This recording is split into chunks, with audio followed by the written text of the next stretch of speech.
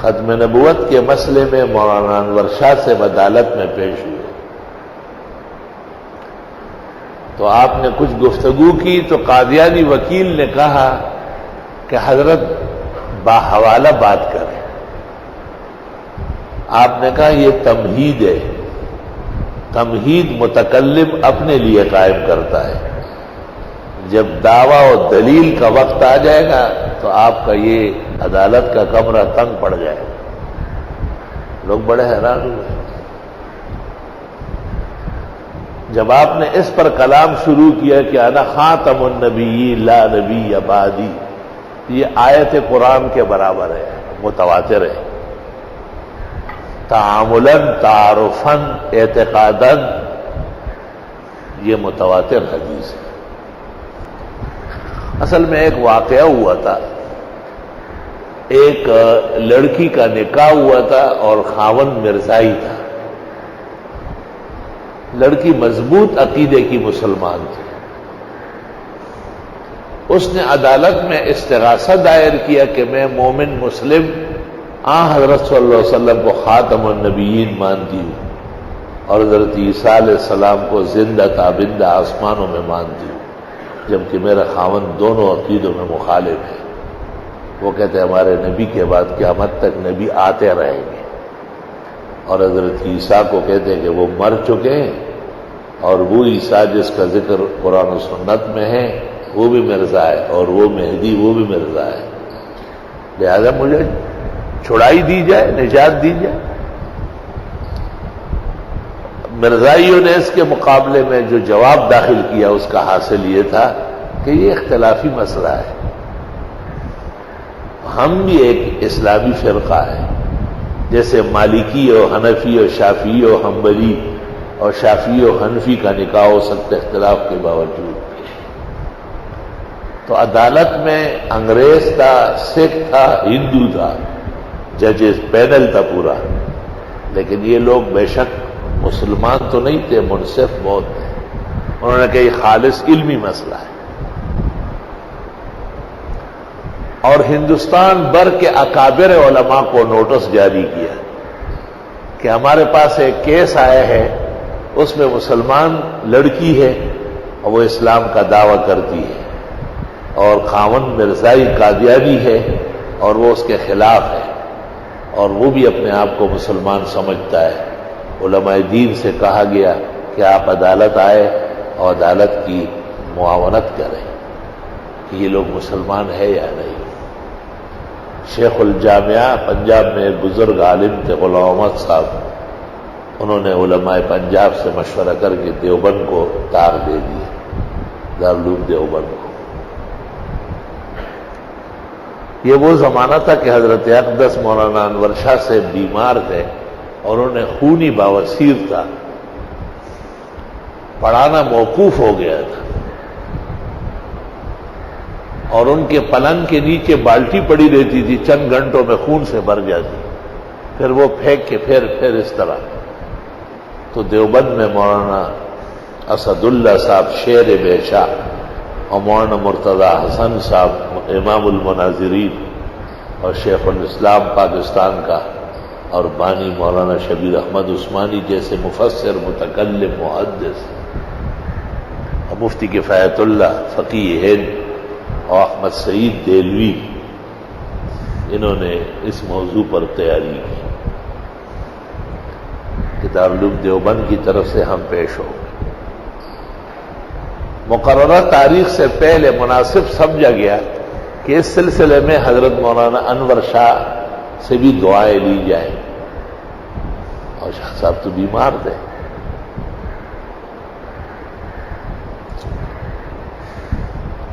جب حضرت شاہ صاحب کی خدمت میں گئے, شاہ صاحب لیٹے ہوئے تھے اور طبیعت بہت ناساز تھی, لیکن جب یہ بات سنی تو ان سے کچھ سوالات کیے کہ مرزائی وکیل یہ کہے گا تم کیا جواب دو گے.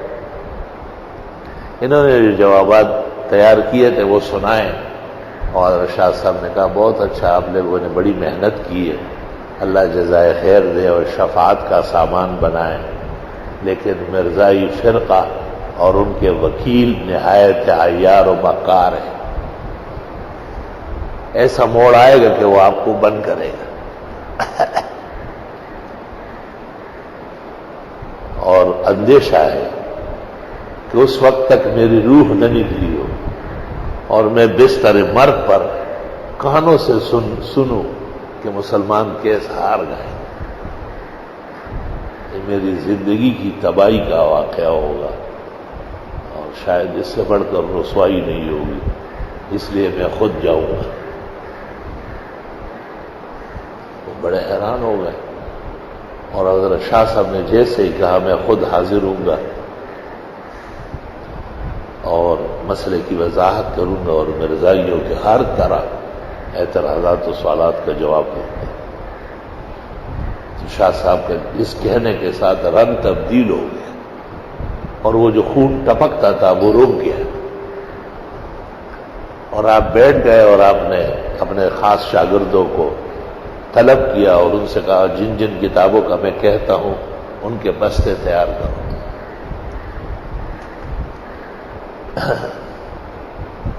اخبارات دلی اور لاہور میں آیا کہ حضرت مولانا انور شاہ سے بہاولپور کے مقدمے میں خود پیش ہو. مرزائیوں پر بھی زلزلہ آیا. انہوں نے مولوی سرور الدین اور مولوی روشن خان کے ساتھ گفتگو میں حضرت شاہ صاحب کے موہوب و ملاقات دی گئی.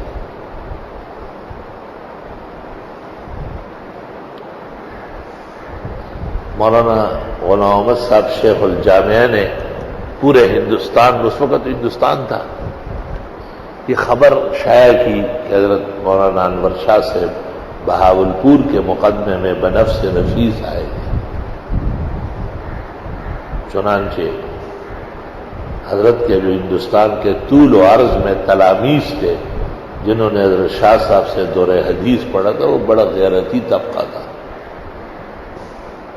انہوں نے موضوع سے متعلق تمام قلمی اور مطبوع کتابیں جس علاقے میں جو ممکن تھی تیار کر لی.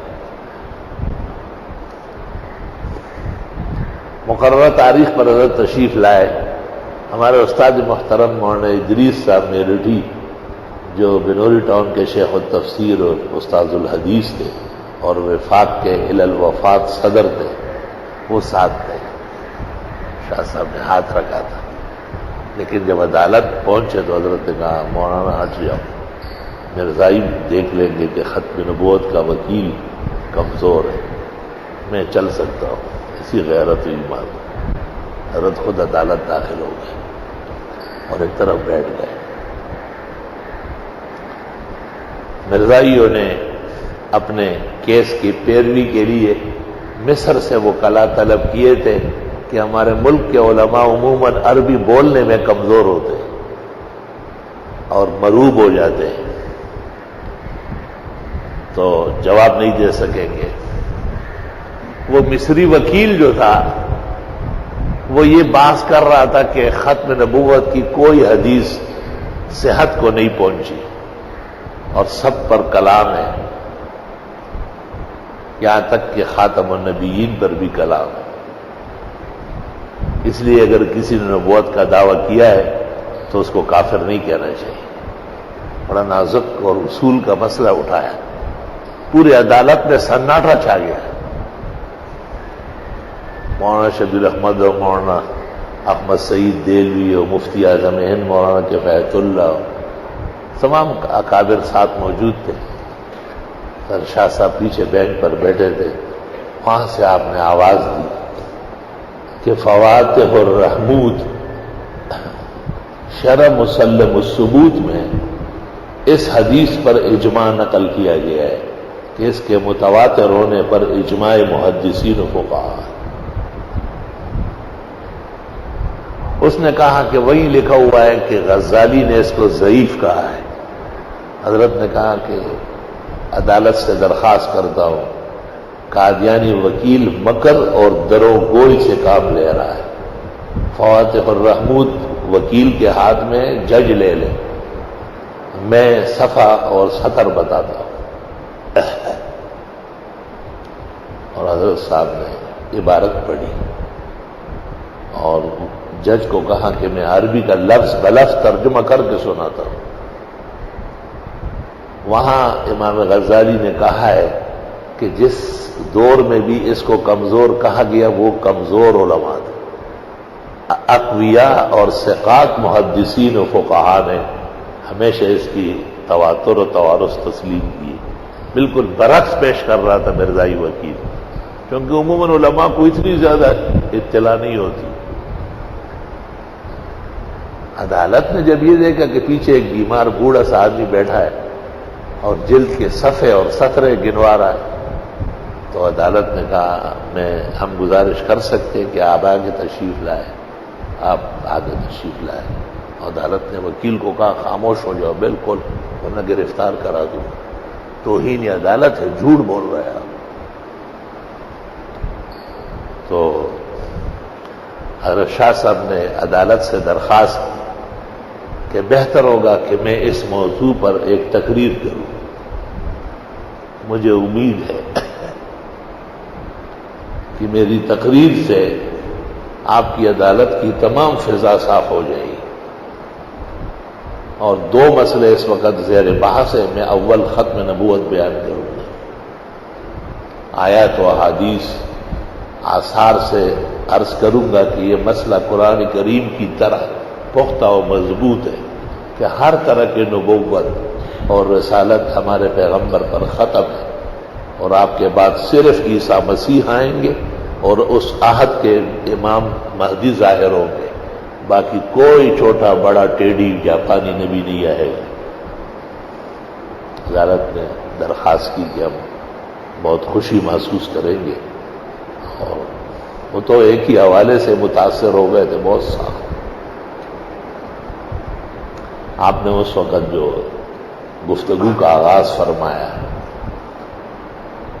اس مناسبت سے یہ بات یاد آئی کہ جب آپ نے کچھ کلام کیا تو قادیانی وکیل نے کہا آپ دلائل دیں۔ آپ نے کہا یہ میری تمہید ہے۔ تمہید متکلم کے لیے ہوتی، دعوے کے لیے ہوتی۔ جب دعوی و دلیل آئیں گے تو یہ عدالت کا کمرہ تنگ ہو جائے گا۔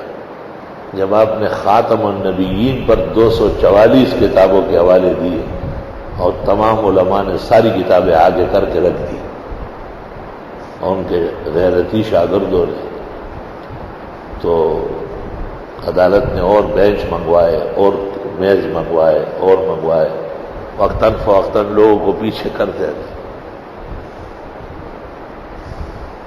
کتنے ہزار کتابیں منگوائی گئی۔ اس دوران عدالت نے درخواست کی کہ ہم آپ کے مقابلے میں فریق مخالف کی کوئی بات نہیں سنیں گے، وہ ان کی رسائی آپ کے علم تک نہیں ہے۔ ایسا ہو سکتا ہے کہ آپ صرف کتابوں کے نام لے اور حوالے کتاب نہ منگوائے کیونکہ جگہ نہیں رہی۔ آپ نے کہا ایسا ہو سکتا ہے۔ قادیانی وکیل کو خاموش کرنا آپ کا کام ہے اور مسئلہ سمجھانا میرا کام ہے۔ آپ نے اس ایک مسئلے پر 5 گھنٹے تقریر کی اور دلائلوں کے انبار لگائے۔ تو عدالت نے پوچھا کہ حضرت والا کا حافظہ اور اطلاع اور صلاحیت مشینری سے بڑھ کر ہے، دنیا میں کوئی کمپیوٹر کوئی مشین اس طرح نہیں ہو سکتی۔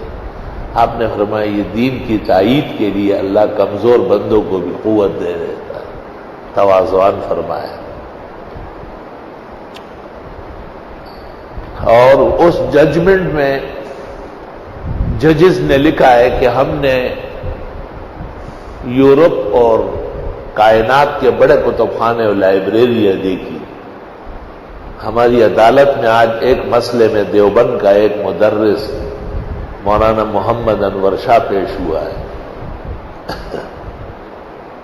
ہم نے ان جیسے حافظہ و یاداشت اور دنیا کی کتابوں تک رسائی نہ کبھی سنی ہے اور نہ دیکھی ہے۔ عدالت کو بہت فخر ہے اور بڑی خوشی ہے کہ کائنات کا ایک فرد فرید آج پیش ہوا ہے، اور اس نے مطلوبہ مسئلے میں عدالت کی بھرپور تعاون کیا ہے، اور عدالت اس نتیجے پر پہنچتی ہے کہ جس کو اسلام کہتے ہیں اور انبیاء و مرسلین لائے، اور آسمانی مذہب ہے جس کے آخری پیغمبر محمد رسول اللہ ہے، وہ اسلام اتنا مضبوط ہے کہ کوئی بھی اس کے خلاف کرے یا دعویٰ کرے اس کو نقصان نہیں پہنچ سکتا، جبکہ اس میں مولانا محمد انور شاہ جیسے علماء ہو۔ اور جو شخص اپنے آپ کو کبھی مدعی نبوت، کبھی مجتہد، کبھی مجدد، کبھی مہدی کہتا ہے، وہ مسیح یعنی غلام احمد قادیانی، وہ بالکل اسلام کے علاوہ ایک نظریہ ہے۔ ان عقائد و اعمال اور تناظر کا اسلام سے کوئی تعلق نہیں، وہ بالکل غیر اسلام ایک مفروضہ ہے اور جعل سازی ہے، یہ لکھا ہوا فیصلہ ہے۔ دیکھیے مقدمہ بہاولپور جو ختم نبوت نے شائع کیا ہے، اور اس واقعے کو ہمارے عزیز دوست مولانا رشید احمد صاحب لدھیانوی جو رحیم یار خان میں تشریف فرما ہوتے ہیں، جمعیت علماء اسلام کے بھی کوئی ذمہ دار ہے، اصل میں وہ لدھیانہ کے ہیں، اور مرزے پر سب سے پہلے فتویٰ علماء لدھیانہ مولانا محمد لدھیانوی اور ان کے بیٹے اسماعیل لدھیانوی نے لگایا تھا۔ اصل میں لدھیانہ اور قادیان اس طرح ہے جس طرح گلشن اقبال اور گلستان جوہر ساتھ ساتھ ہے، اور دیوبند بہت دور ہے، تو حضرت گنگوئی کو اور دیگر اکابر دیوبند کو مرزے کی تحریرات نہیں پہنچی تھی، تو از روئے احتیاط انہوں نے بعد میں تکفیر کی۔ اس سے بعض بدعتیوں نے کچھ اور بنایا، اس کا جواب مولانا رشید احمد لدھیانوی اور ان کے بڑوں نے دیا ہے۔